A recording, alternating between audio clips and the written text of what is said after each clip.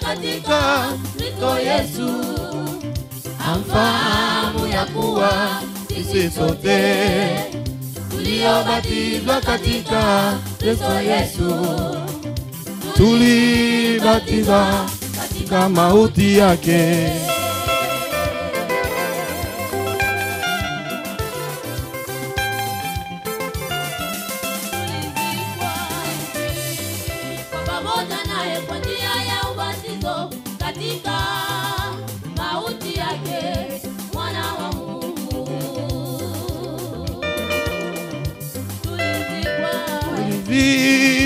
Pamoja naye kwa njia ya ubatizo katika mauti yake mwana wa Mungu.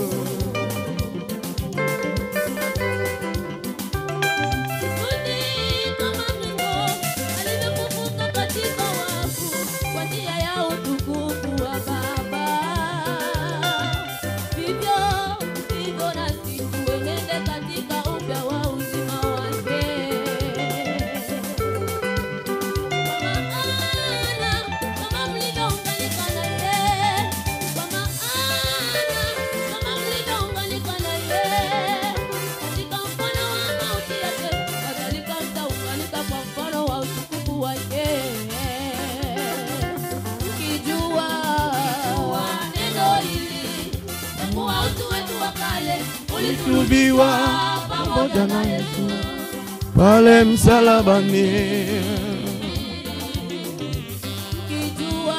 Kijua utu wetu wa kale ulisulubiwa pamoja na Yesu pale msalabani. Niliwaza ubadilike, usitumikie dhambi tena.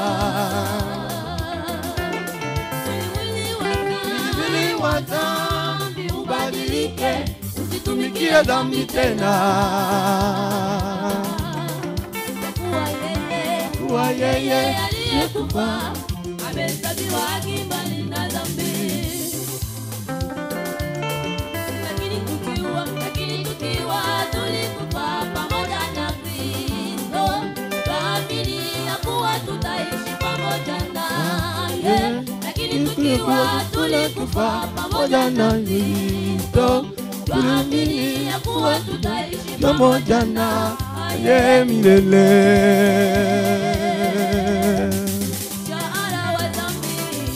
Mshahara wa dhambi ni mauti, vitoe viungo vyenu kuwa silaha ya dhambi.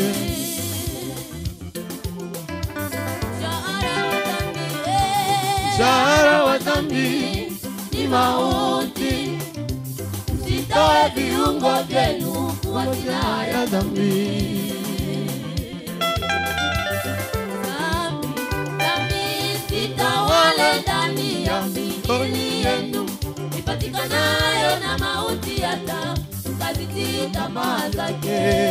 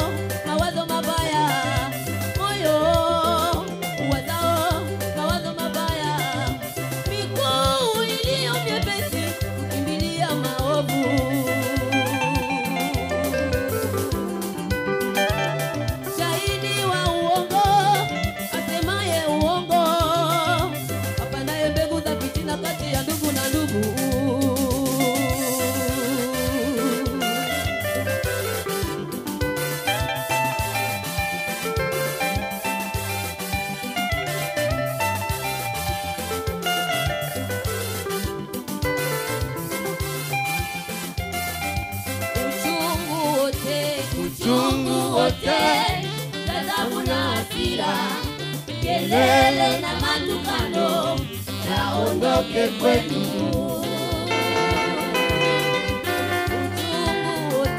Uchungu wote, ghadhabu na hasira, kelele na matukano yaondoke kwenu.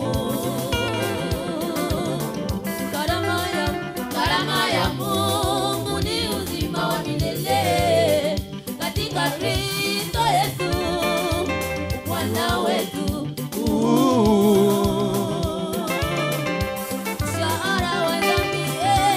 Shahara wa dhambi ni mauti, msitoe viungo vyenu kwa silaha ya dhambi.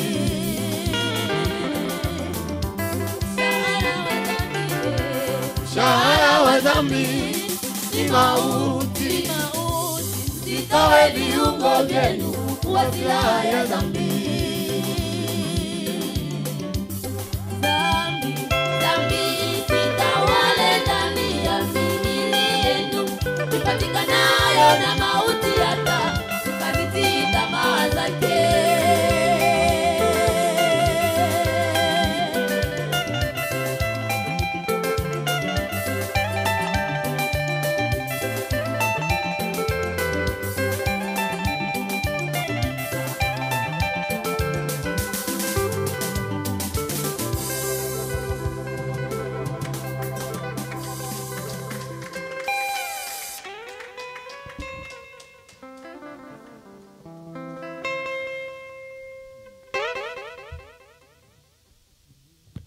Neno litasimama, neno litasimama, ya ulimwengu yatapita bali neno litasimama,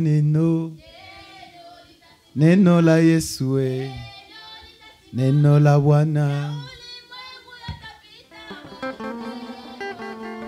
Yende mbele injili, yende mbele injili ya Yesu. Ndo maana tunawambia yende mbele, ndo maana tunawambia yende mbele. Yaokoa injili, yaokoa injili ya Yesu, yaokoa. Ndo maana tunawambia yaokoa, ndo maana tunawambia yaokoa.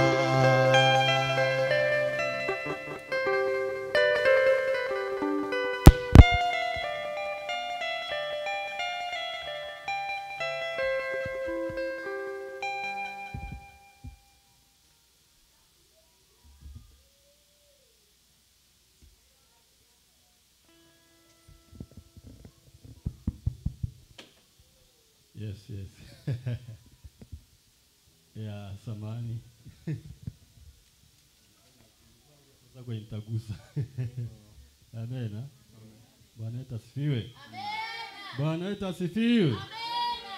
Amen. Ninayo shukuru Mungu kuona inasimama mahali hapa.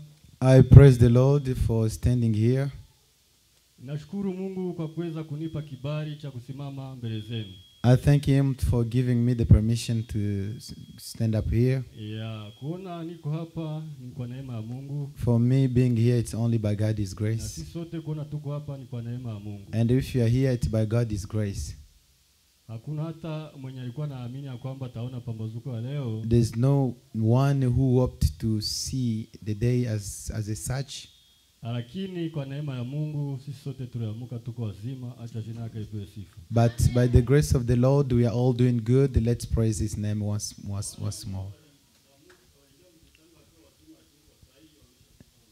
There are those who woke up, but now they are dead. This is why we need to praise the Lord as we are here. Sitasema mengi kwa sababu siwe waimbaji ningesema vyote wamesema. I'm not going to say much because the singers have already said what I was supposed to say. Inaonekana nilikuwa nilishatayarisha vyote na vilikuwa mnyimbo yenye walimba siku ya leo. Everything that I was preparing, the singers have already sing it. So sio nitasema nini lakini nitaongezea. I don't know what to say. I'm just going to add. Hallelujah. Ukiona tuko hapa sisi sote tumekwisha kusikia neno. Sisi sote tumekwisha kusikia neno. We've already heard the word. Kama niko hapa ni kwa ajili tuhimizane, tukumbushane yale ambayo Mungu anataka kwetu. If we are here, we are only here to reminding one another what the Lord wants from us. Amen. Hata waimbaji wakiimba tunakuwa tuko na kulishwa neno. Even if the singer are singing, we are eating the word. Lakini mimi nashangaa kuona nani maandalizi yenye nimeandaa inaendana na nyimbo. I'm just amazed. Whatever I was preparing, the singer have already sing it. So Mungu abariki waimbaji. May the Lord bless you. Hallelujah. Ya leo tutajifunza neno ambalo nasema kumtii Mungu. Today we are going to learn about obeying God. Tutajifunza kuhusu kumtii Mungu. Obeying God. Hallelujah. Ndio kichwa cha maneno ya siku ya leo. This is the subject of today. Kumcha Mungu ni kuchukia mabaya au kuchukia maovu yoyote. Obeying God is to hate all kind of sin.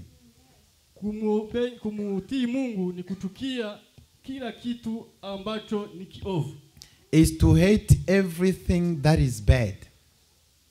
So tukisoma hapa kwenye nimeandaa kwa siku ya leo. If we read what I was preparing today, maovu ambayo Biblia inaongelea, the bad that the Bible talked about, inaongea juu ya kiburi. It speaks about arrogancy. Inaongea juu ya majivuno. It talked about boasting. Inaongea juu ya kinywa cha ukahidi. Or the tongue that speak evil. Hallelujah. So kwa nyimbo za waimbaji waliimba kituambia moyo wa kutenda mabaya hatuwezi kustahili kufanya hivyo. The singer said if you have a heart of doing bad, we're not supposed to do that. Wakagusia hata na kiburi. Would they even say boasting? Wakagusia hata neno ya kusema tudumu katika dhambi ili neema ya Mungu endelee kuonekana. They ask a question, should we keep singing so the grace of the Lord can manifest? Hapana. No. Na kuna neno lingine ambao wanasema maisha yetu isiwe maisha ya dhambi. They even said our life should be life of sinning. Amen.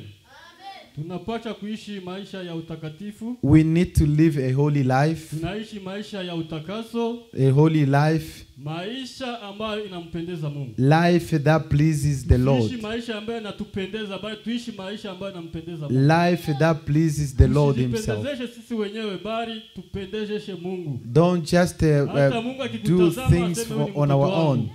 We need to please others. Yaani akikutazama aseme kweli anaenda kanisani. If someone sees you, will know that this is a church Tuwe goer. vielelezo kwa kila jambo. We need to be an example Hata in kazini everything. tuwe vielelezo. Even at work, Hata nyumbani kwetu tuwe vielelezo. even in our houses, Hata kwenye tutapita kote atakayetuona aone kabisa tunajaa matunda. even anyone who will see us will see the Hallelujah, fruit. hallelujah. Amen, amen. Acha tusome sasa kwenye kitabu ya Mezari. Let's read in the book of Proverbs. Tusome katika kitabu ya Mezari Proverbs ya sura 8 8.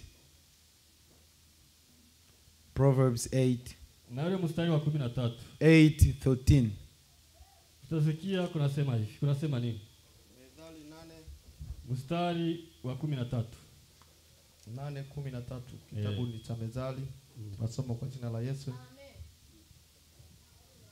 Kumcha Bwana ni kuchukia uovu, kiburi na majivuno na njia mbovu. Haleluya. Haleluya, haleluya. Amen. Kumcha Bwana ni kuchukia nini? Uovu. All who fear the Lord will hate evil. Therefore, I hate pride and arrogance, corruption and perverse speech. Amen. Kumcha Bwana ni kuchukia nini? Uovu. Fearing the Lord is to hate evil. Na ule uovu ambao unasemeka hapa, kuna kiburi, The evil, they said here, there is arrogancy, kuna majivuno, there is boasting, kuna kinywa cha kukaidi. and the speech, evil speeches. Haleluya. Kwa hizi nyakati ambazo tunaziishi, The day that we live in, majivuno ilishatawala ndani mwetu. we are boasting so much. Ninaweza kuwa nasimama mbele yenu, lakini kazi yangu tu ni kujivuna mbele zenu. I can stand up here, but I will just be boasting. Ninaonesha kiburi ndani mwangu. I will show the boasting in me. Ninaongea maneno ambayo haipendezi. I will be speaking words that is not good. Hiyo yote wanasema kwamba hiyo ndio manani, ndio ni kudharau Mwenyezi Mungu. This is doing evil. And God hates it. Ukitaka kumtii Mwenyezi Mungu, If you want to obey God, unapaswa kutembea katika maisha matakatifu. you need to walk in holiness. Unapaswa kutembea katika maisha ya kumpendeza Mungu. You live a life of pleasing the Lord. Unaacha mambo ya kujivuna. You stay away from boasting Unaacha mambo yourself. ya kiburi. Don't be arrogant. Hallelujah. Kwa sababu nakumbuka wakati nilikuwa natumika fasi moya, When I was working in some place, kulikuwaka nani manager moya, there was a person, so kukakuwa na assistant. and there was a manager with his assistant. Lakini huyo assistant, The assistant, alikuwa amesoma masomo mengi sana. the assistant manager was very well educated. Alisoma masomo mengi, alikuwa na za PhD, alikuwa na degrees za mingi sana. He had a PhD and all those kind of degrees. Sasa akakuwa anakuja anadharau ule manager. And he was boasting against the manager. Anamwambia mimi nilisoma degrees. He was like, I went to school, I have degrees, I have a bachelor's. Lakini kwa kitambo tu alitumika karibu wiki moja kwa sababu ya kiburi na kujivuna. Because of boasting, he only did 1 month. Kisha wakafanya nini? Wakamfukuza. And then they kicked him. Amen. Ndio maana nasema hata kazini kwenye tuko, This is why I said even at work, tuache mambo ya kujivuna. we shouldn't be boasting. Hata nyumbani kwenye tuko, Even at our houses, tuache kuwa na kiburi. we shouldn't be Kwa boasting. sababu nyumbani mwetu bibi yangu anaweza kuwa na kiburi. My wife can be arrogant. Nikimwambia tufanye hiki anasema hapana. If I tell her, let's do this, and she will say no. Ananiambia hapa ni Amerika. He will say, this is America. Anasema mimi ukiniambia ukisifanya hivi mimi sitakubali. And she will be like, if you tell me to do this, I won't accept it. Ukumbuke kwamba tuko kwenye nchi zingine, sio Afrika. This is not Africa. Ukiendelea kufanya hivi nitakufungisha. If you keep doing this, I'm going to bring you to the court. Sasa akiendelea hivyo kweli au tunaendelea kama hivyo, nyumba itajengeka. Do you think if we live like this, are we going to be okay in the house? No. Nyumba itajengeka, sio wote nikijitia yuru na anajitia yuru, haitawezekana. The house, we cannot build the house in this Lakini situation. nyumbani sharti ukue mtu mwenye atajishusha na ukue mtu But atafanya nini? at the house, we must have someone who will humble himself. So ni kusema nyewe wote mkiwa na kushitia yuru mnajivuniana, hakuna mwenye atafanya nini? When we keep boasting ourselves, nothing is gonna go well. Hakuna kitu ambacho kitaendeka nyumbani mzuri. Nothing is not gonna go well. Hata yale ambayo mnafanya nyumbani, nikiwa napiga bibi yangu, watoto wako naona. Even if I beat up the kids in front of my wife, ni mara mbili mara tatu, 3 times, 2 times, wako naona, and the kids are watching the way I'm fighting with my wife. They won't respect us. They won't respect all of us.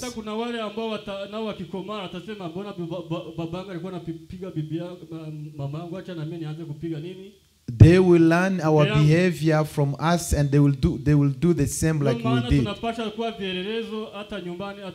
This is why we need to be an example even at home. When people see us, they see holy people. They will see that we know God. Even the way we speak, we should be different from other people.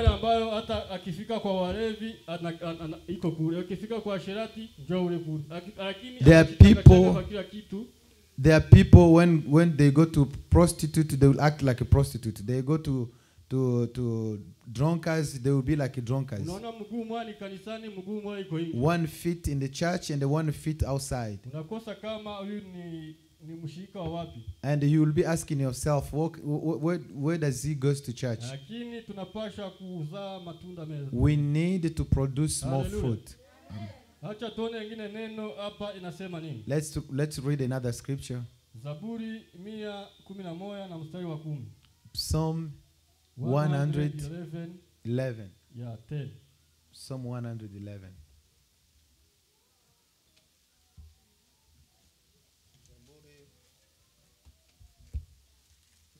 Mia 11. 111.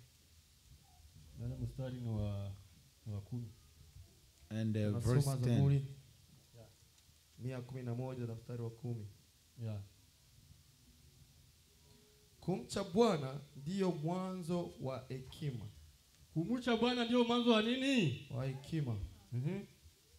Wote wafanyao hayo wana ufahamu mzuri.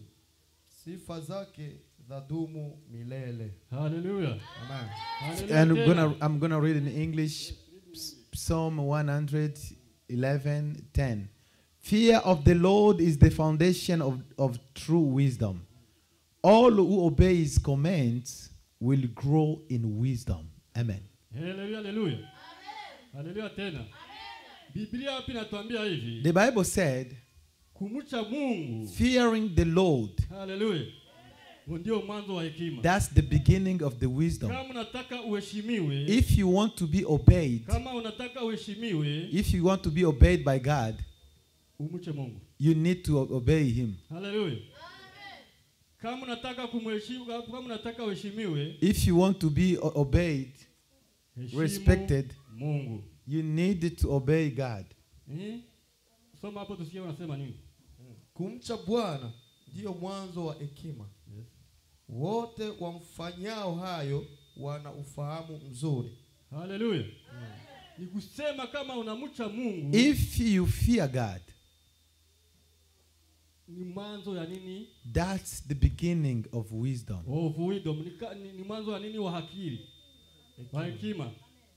Tena chini wanasema, and they also continue to say, wote wafanyayo hayo, those who do such, wana akili njema na sifa zake zakaa milele. They are really wise. Amen.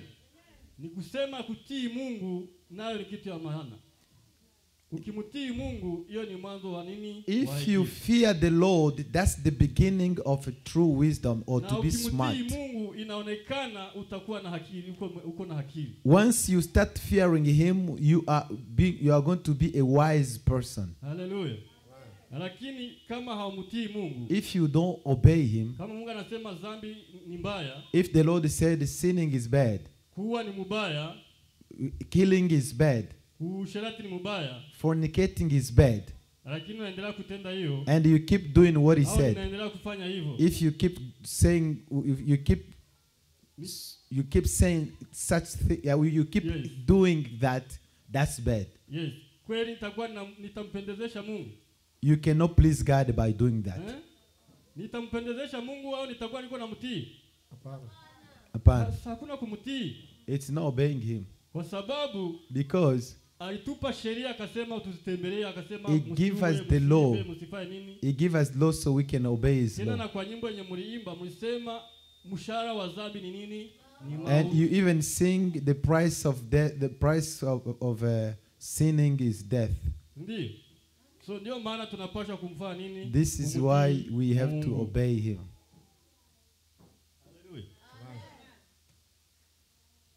Biblia inasema kumcha Bwana ndio mwanzo wa hekima. The Bible said obeying God is the beginning of true wisdom.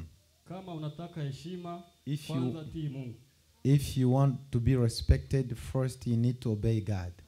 Hata Biblia inasema Mungu kwanza, vingine vitakuja mbele. And the Bible said God first, then the last is something else. Once you start obeying the Lord, and the Lord also is going to help you in everything.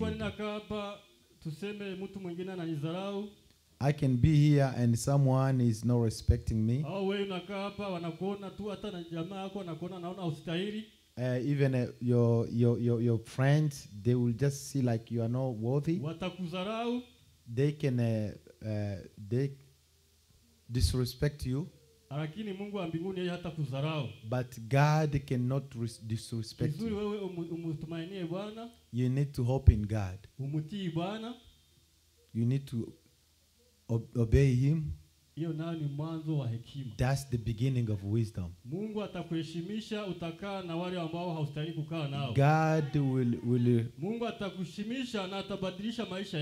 God will change your life. God knows your life. God knows where you are going to go. There are people who are rich. They were disrespecting poor people. They will just pass by. But because of God, those who used to be rich, now they are poor.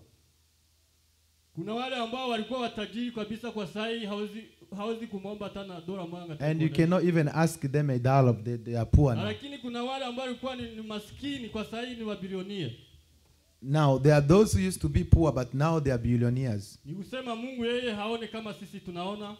God doesn't see the way we see things, but he sees in the heart of a man. He sees the heart. Your personal relationship with the Lord. He sees that you are obeying God. This is what the Bible said. Obeying the Lord is the beginning of a true wisdom. And those who do such, they are intelligent. When you obey God, you will be a smart one. When you obey God, and he will also respect you. If you don't obey God and respect him, I don't know where you are going. I don't know where you are going. I don't know where I'm going. I can be here preaching here. I'm preaching you, but my life is the old life. I've never changed. I'm working in sin. I'm working in the old way. But when I teach,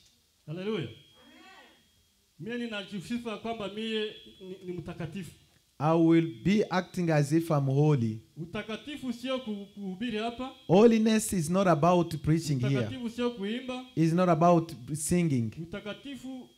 Utakatifu ni kumcha Mwenyezi Mungu. Holiness is obeying God. Amen, amen. Na dhambi au uovu. Amen, amen. Is to stay away from sin. Tunaishi maisha ile ambayo inampendeza Mungu. We live a life of obeying God. Maisha ambayo inatakasika.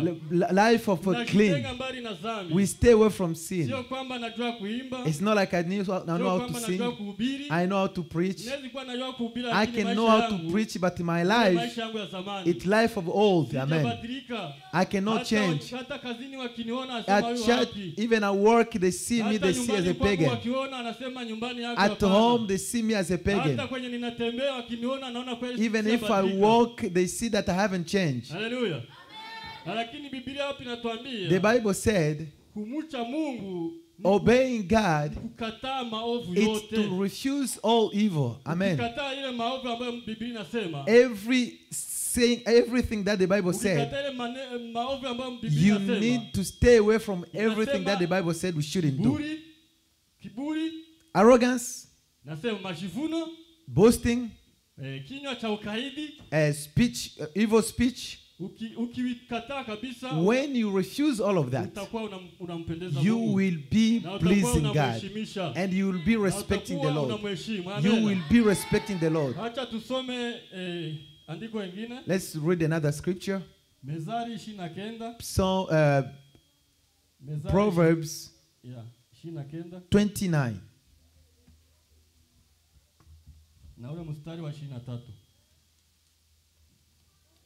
Proverbs 29, 23. Nasoma mkiingereza. Pride and Proverbs 29, 23. 23. Pride end in humiliation, while humility bring honor. Amen. Hallelujah. Kiburi cha mtu kitamshusha. Kiburi cha mtu kitafanya nini? Kitamshusha. Bali mwenye roho ya unyenyekevu, yule ambayo iko na roho ya unyenyekevu, the one who has humility, a heart of humility, ataheshimiwa. He will be respected. Hallelujah. Amen, amen. Hii neno kabisa mimi nifurahisha kwa I love this word. Amen. Kiburi cha mtu, the proud of a man kitamshusha chini, will end up in humiliation, bali mwenye roho ya unyenyekevu, while humility ataheshimiwa, bring honor. Hallelujah. Amen, amen.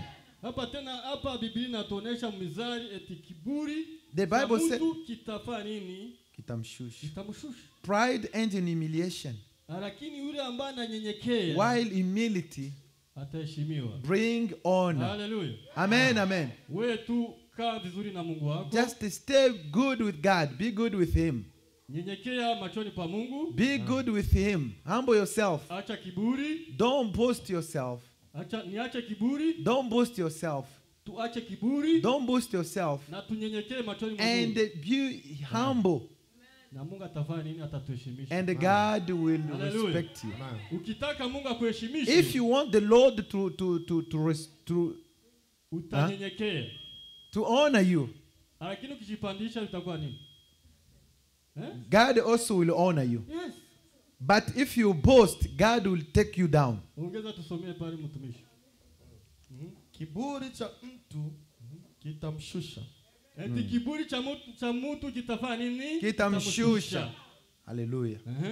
Bali mwenye roho ya unyenyekevu, yule ambaye iko na roho ya unyenyekevu, hallelujah, ataheshimiwa. Humility brings honor. Hallelujah. Amen, amen. Tunapaswa tukue na roho ya unyenyekevu. We need to have a humble heart. Tujiepushe mbali na mambo ya kiburi. Stay away from boasting. Tujiepushe mbali na mambo ya kujisifu. Stay away from boasting ourselves, pride. Yes, tukae kabisa na unyenyekevu. We need to humble ourselves. Tukae karibu na Bwana. We need to go near God.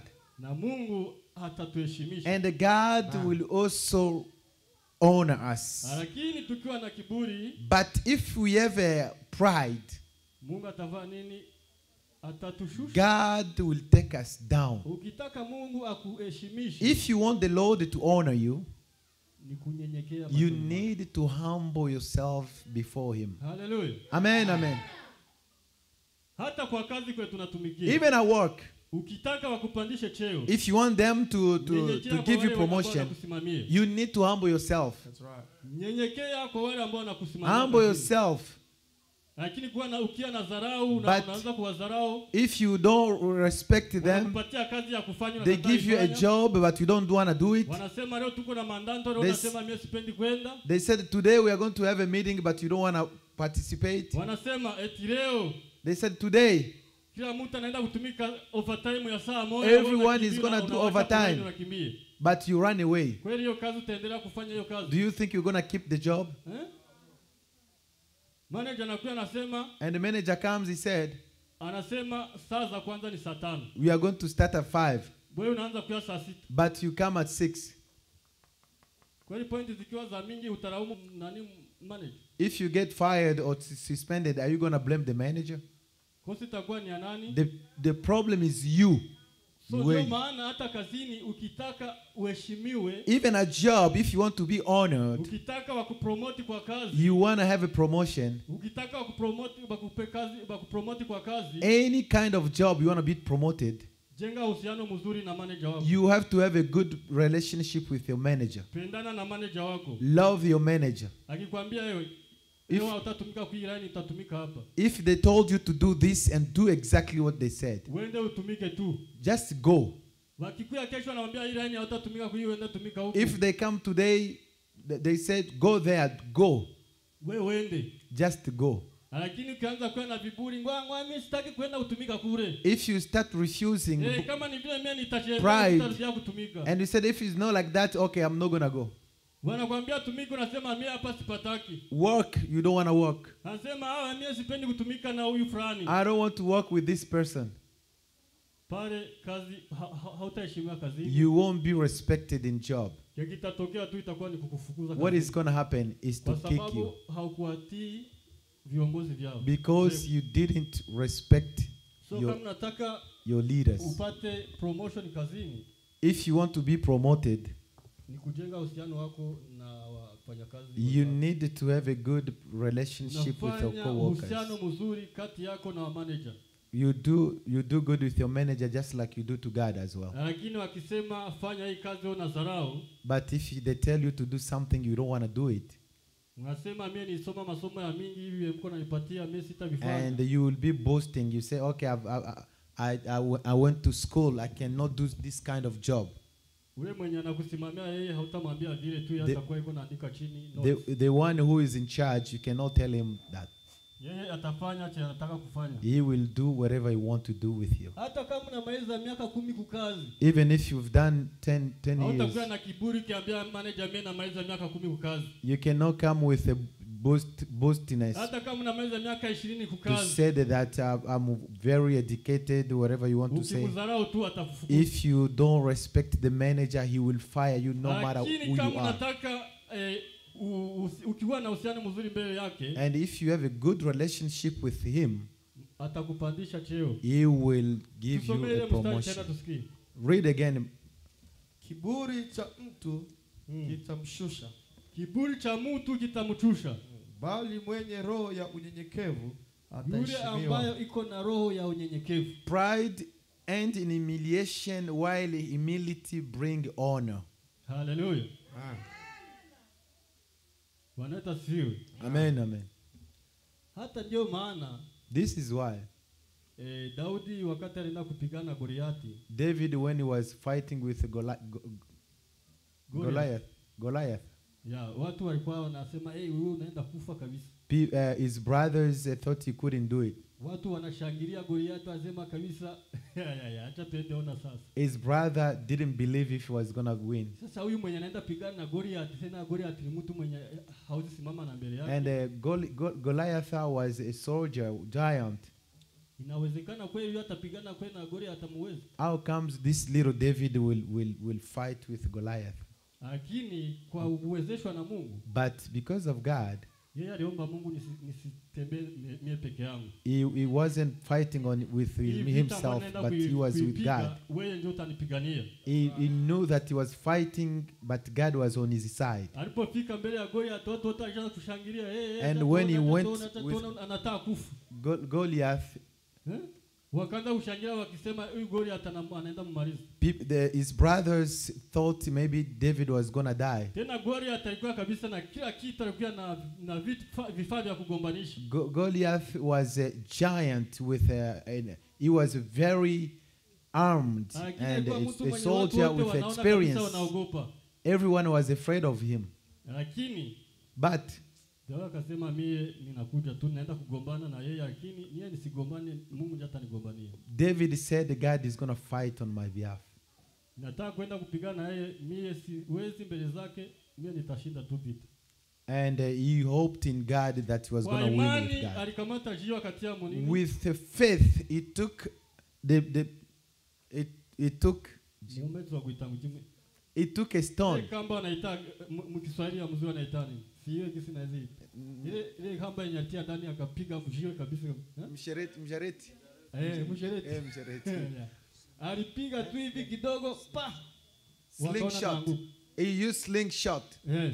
Hallelujah. Amen, amen. Alimuua kwa sababu alinyenyekea. He killed him because David was humble before God. Lakini yule nani yeye alikuwa but the giant was arrogant. Boasting that I'm going to kill it. But David was with God. He said, I'm not going to fight this war. This is God's battle. God, please fight for me. And God was with him. Amen, amen. And God was behind him. When he took the stone, he beat him. And he died. And God was glorified. Yes. Yes. But those who thought he couldn't do, those who said he couldn't do, na maisha ya kawaida kuna mtu ambaye anaweza kukuana na kudharau. But he did it. Even in your life, people will think that you can't do nothing. But with God, humbling yourself, God can take you where you cannot go. God can put you in the place with people you don't supposed to be with them.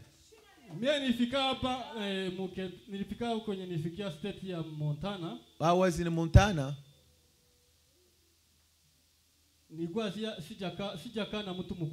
I didn't have anybody there.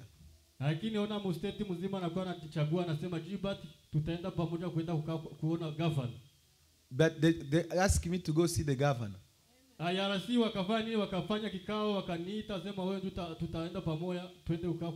They called me to go see the governor. We went to governor. And they welcome me also. We have a visitor here. We have a visitor. Our guest of Tuko na mgeni hapa. So welcome. Karibu. I was amazed to stay with the big people. Amen. And they were showing me all the offices. This is the Senator's office. This is what we do. They were in front of me. Hallelujah. Amen. But there are those who thought I'm nothing.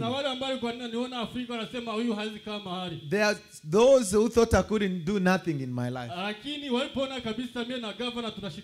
But when they saw me with the governor, people surrounding me, they said, oh, so the Lord can change someone. The Lord also can change your life. Those who used to laugh at you, one day they will respect you. One day they will clap for you. Hallelujah. Amen, amen. My brothers and sisters who are here, just live a holy life. Live a holy of pleasing God. Even the way we act, even the way we walk, even our work, our job, when people see you, people will see me, they will see the oil in me. They will see the fruit. Even our job, People should be happy to be with you. Don't be a problem where you live. Don't make people to run away from you. But people should go after you so you can be their friends. Amen, amen. But if we boost ourselves, if we don't want others, if we have a heart of boasting, people will run away from us. If I'm boasting, all of you will run away. All of you will run away from me.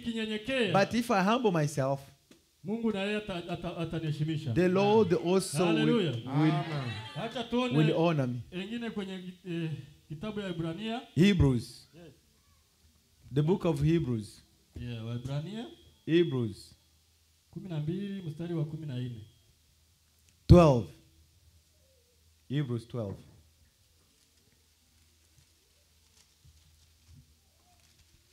Waebrania 12.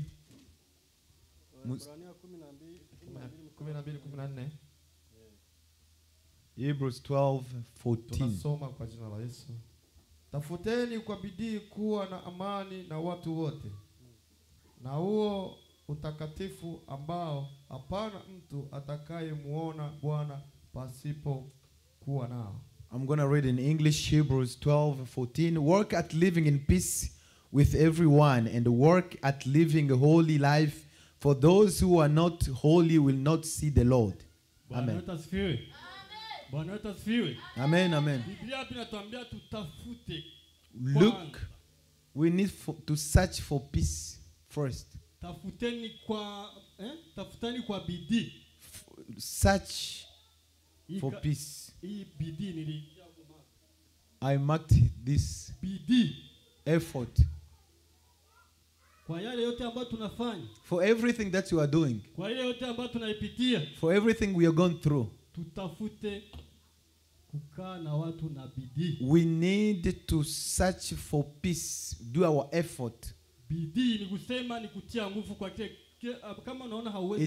make an effort. Even if you don't want to do it, just do it. Make an effort. Hallelujah. Amen.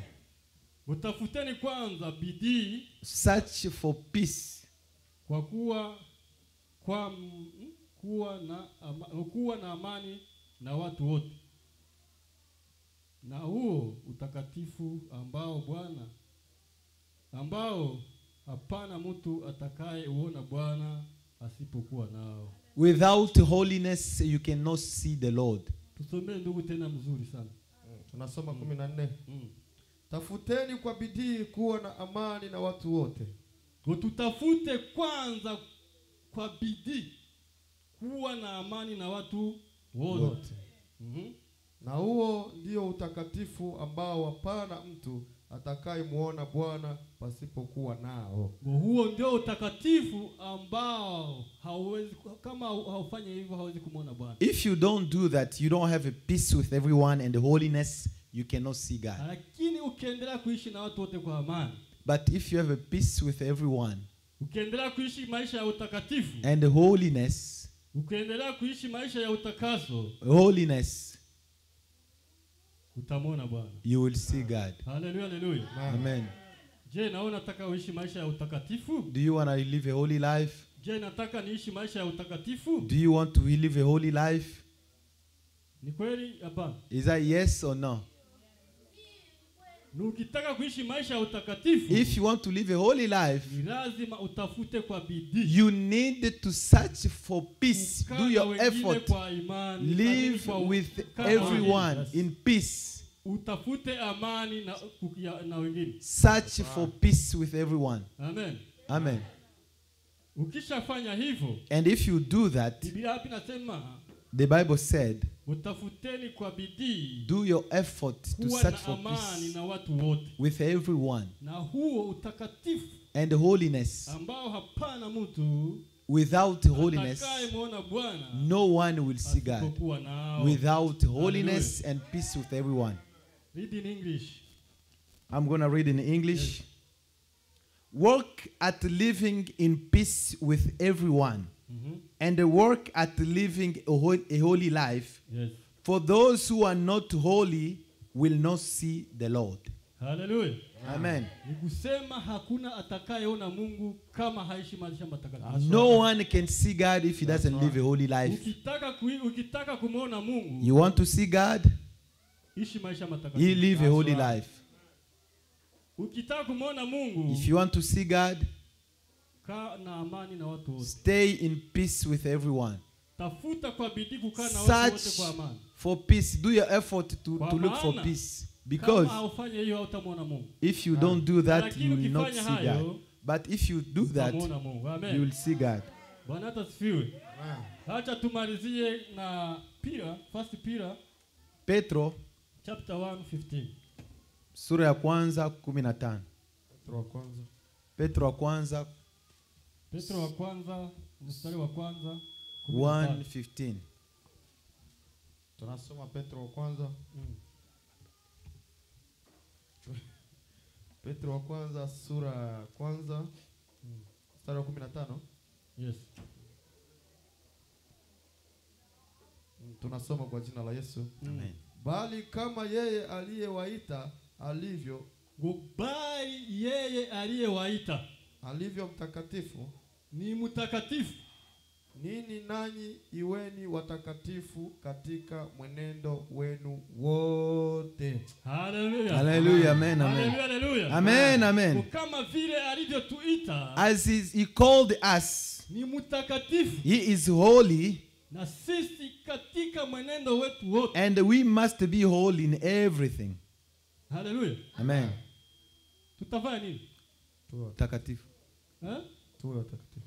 Tuwe watakatifu katika mwenendo wetu. In everything we do, we must be holy. Kila kitu ambacho tunakifanya. Every single thing we do. Kwa sababu yule ambaye ametuita, because the one who called us, ni mtakatifu, he is holy. Na sisi tunapaswa kuishi maisha ya utakatifu. We also must be holy. Maisha ya utakaso. Holy life. Amen. Katika mwenendo wetu wote. With every act. Kwa mwenendo wetu wote. Everything we do. Ongeza tusome ndugu, ili nifurahisha mimi. Tusome tena. Bali kama yeye aliyewaita alivyo, kama vile aliyewaita alivyo mtakatifu, ni mtakatifu, ninyi nanyi iweni watakatifu katika mwenendo wenu wote. Ninyi nanyi muwe watakatifu katika mwenendo. You also must be holy in everything you do. Bwana anaongelea mimi peke yake? Is he speaking about yeye ni plural? Bwana anaongea kwa one person? This is all of us. Tunapaswa kuishi maisha matakatifu. We need to live a holy life katika mwenendo wetu wote, in everything we do. Hata na wale ambao watatuona kwa matendo, even those who see, wale ambao watatuona nyumbani, those who see at home, kwamba kabisa tumetakasika. They must see that we are holy. Tuko watakatifu. They must see that we are holy hata people. Wakituona wafurahie kukua pamoja. Even if they see us, they should be happy to see us. Hallelujah. Acha Mungu abariki. May the Lord bless you. We talked about today obeying God. Obeying God is to hate sin, boastfulness, pride, and all kind of evil. Amen. And the Bible said, obeying God, fearing God is the beginning of wisdom. Those who do such, they are wise. They are wise. Which means, if you don't obey God, you don't have. Yes. If you don't obey God, you are foolish. Yes. Yes. Amen. Amen. Amen. Yes. Yes.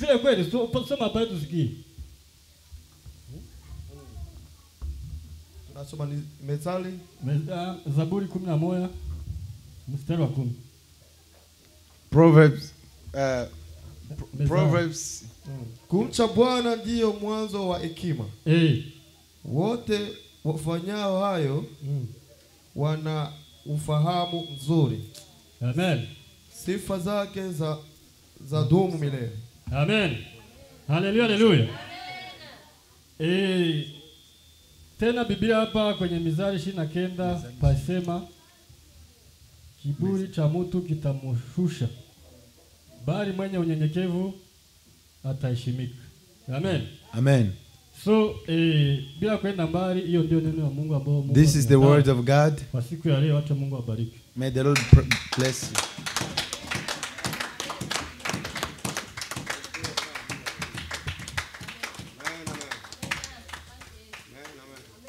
Yende mbele injili ye, Yende mbele, yende mbele injili ya Yesu, yende mbele, inachoma injili ye, inachoma, inachoma injili ya Yesu, inachoma, yaokoa injili ye, yaokoa, yaokoa injili ya Yesu.